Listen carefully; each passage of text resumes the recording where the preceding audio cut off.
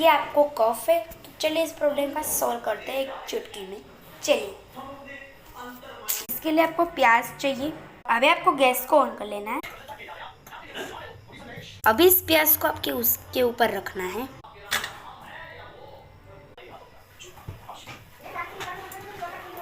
आपको इसे घुमाना है और पूरा काला कर देना है। इससे प्याज पूरी जल जानी चाहिए।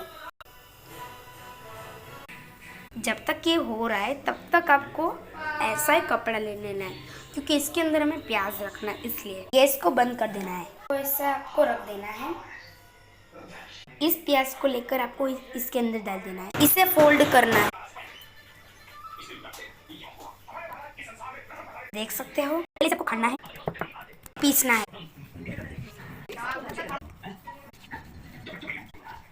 अच्छा लगा तो लाइक कीजिएगा, सब्सक्राइब कीजिएगा।